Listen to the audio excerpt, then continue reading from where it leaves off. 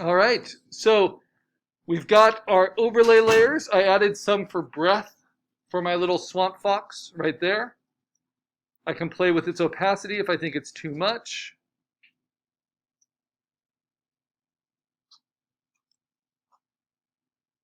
But it does a nice job of kind of highlighting the face. I've got the overlay layers of the clouds in the background.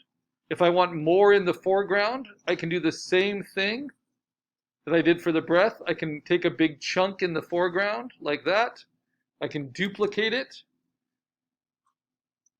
make it 100% on normal mode so that I can erase away its hard edges at 100% opacity. Nice and big, soft, 0% hardness eraser. This is a little, trail of mist. This is just reviewing what I did for the breath. I can use Command T and transform it and kind of warp it and twist it in and around some of these mushrooms. And then I can take its blending mode and change it to like soft light or pin light if I want it to be more dramatic. I can play with its opacity. I can even just duplicate it again and double it up on soft light and then just erase away from it in certain areas. So really you can get away with adding a lot of texture in these texture fills to really build the scene. There's a reason why concerts and theatrical events, the more dramatic they are, the more they might use a smoke machine. This is like using a smoke machine on stage, so that your special effects, your lasers, your cool colors have more impact. And I could just keep building this until I thought it was overkill, but you can always adjust the individual levels. But it all just kind of works, so have fun with it.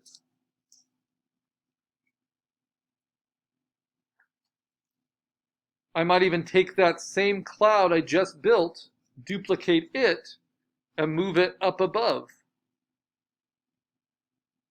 into the background trees here, which are a little sharp, and then duplicate that a few times. And now we start to get these nice effects in the background. If I merge them together, they're going to be solid, right? Because it will change it to normal mode, and that allows me to erase away the bottom edge. And to let my creature kind of stand out again. And then I can blend it back in. So you can do a lot with texture fills.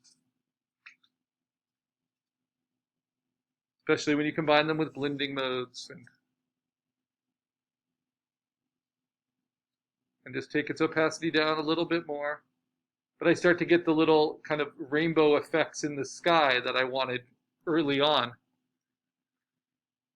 Okay, final touches. I want you to identify things that are in sharp focus and things that are not.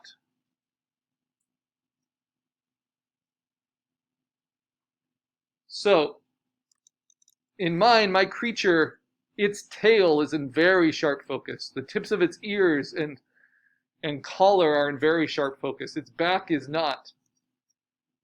The mushrooms are in very sharp focus until they get to here. So now what I'm going to do is go to the very top layer and hold down Option. This is just for finishing off. And go to Layer Merge Visible while holding down Option. That takes everything I've done and puts it into one layer at the top. I'm going to save my work there. And now I can use some other direct tools. These are not adjustment tools. These are not for lighting or saturation. These are for sharpness or for blurring. And so I'm going to use the Blur tool. Blur tool is a very good tool to use because the computer is good at taking away focus. It's not good at adding it back in. So I vastly prefer the Blur tool to the Sharpen tool. So I would rather use the Blur tool here to kind of blur the edge of this tail. It works fairly slowly, but it really does make an effect. So I'll zoom in on that really sharp tail edge and then show you what the Blur tool has done to it. Right. That's one way to take away focus. And this is just kind of blurring out the pixels very directly just on the edges.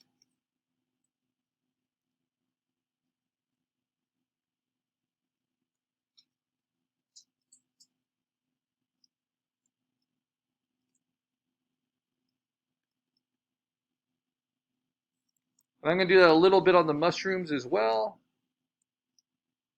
except for the very, just a little bit everywhere. They're a little too sharp. Now this is on a copy layer, so I still have all the information underneath. Not hurting anything, because I made a duplicate. But especially if something's just pulling too much attention, too much focus, this blur tool can help. Ideally, you want all your focus to be in the middle ground. So in my case, on my creature. So they kind of look past the mushrooms to see my creature. So the blur tool can really help with that.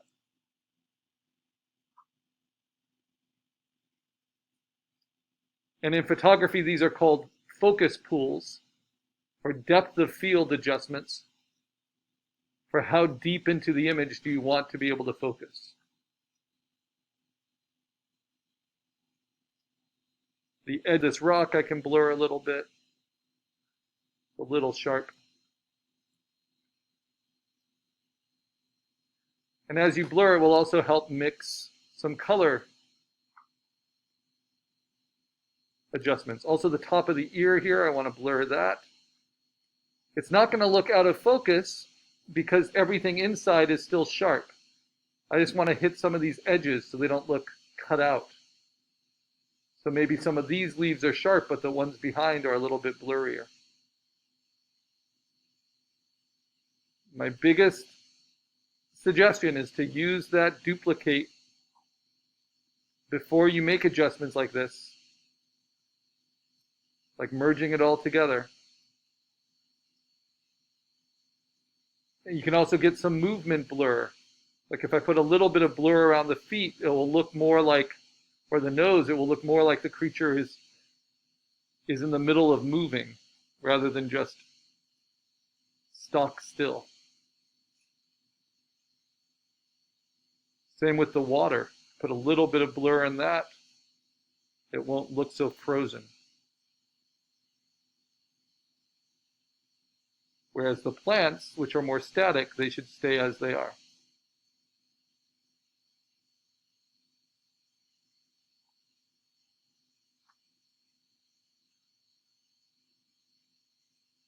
Now this can really improve your whole landscape, not just your creaturescape, right?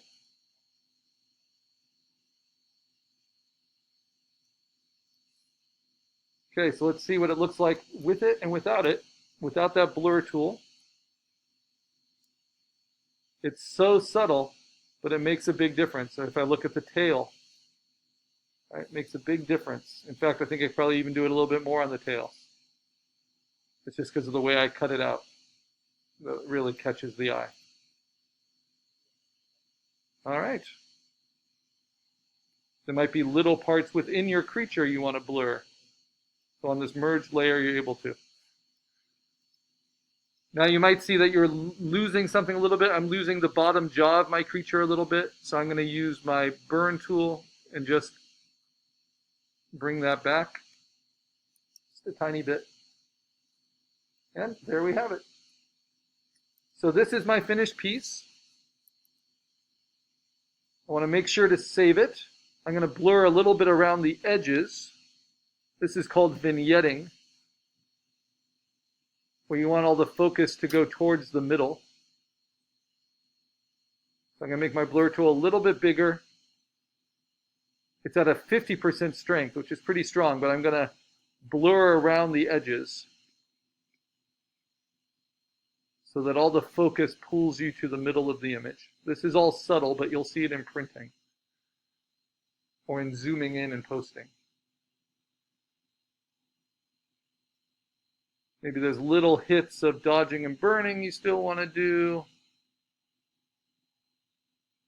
Like on this tree. I'm going to brighten it up a little bit.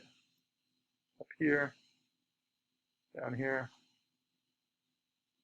And I'm going to even burn its shadows a little bit. So they're a little strong. On this combined layer, I can do these kind of things. I don't have to look for the individual layer that it comes from. See? And all those things make a difference.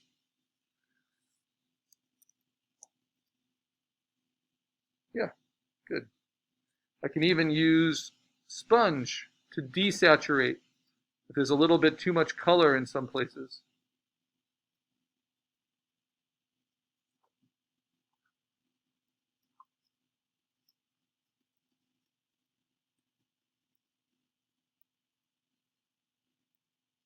All of this will make a difference.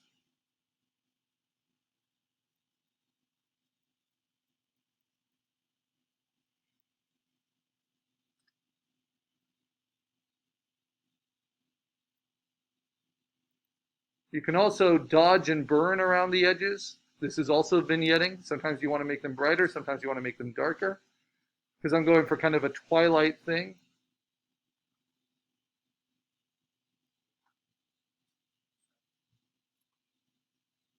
I'll make them a little bit darker at the edges with burning. You could also do this with a non-destructive overlay layer if you wanted to. Sometimes burning will bring out a little saturation you don't want, so then you can use sponge to desaturate. Okay, so once you're finished, you save your work. You save it as a copy, and you're going to save it as a JPEG. And then I'm going to post that, so save as copy, post it to Canvas. And then we need to write a few things underneath it to meet all the proving ground requirements.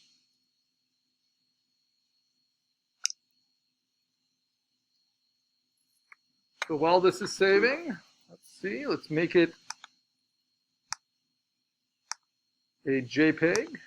That will flatten it. Will considerably save its memory. I'm going to leave it open in Photoshop so I can look at its image size to meet one of these requirements. But then I'm going to go to Canvas, where I post it. Just following the directions here. I click on Reply, put my name.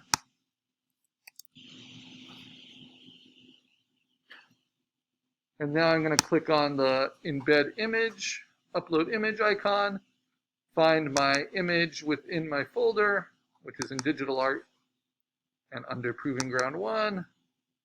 Find my JPEG, drag and drop it in.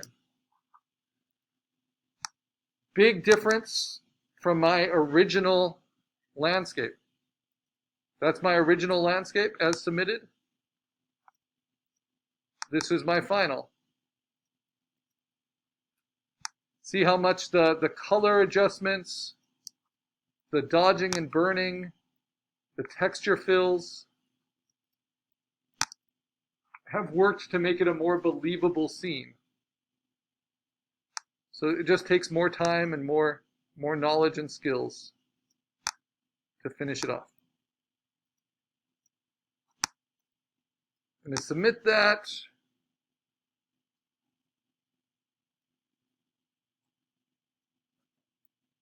Shrink it down a little bit so it fits, is easy to see, not too small. And now underneath it, I need to meet the other requirements.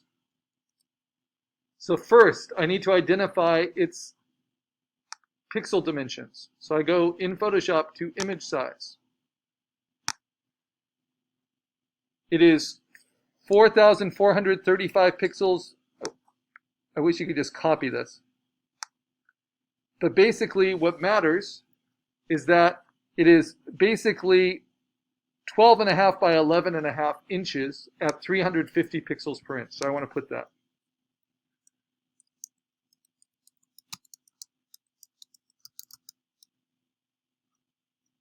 Now looking at that information, its physical dimensions and then its resolution per inch, that tells me that this is good for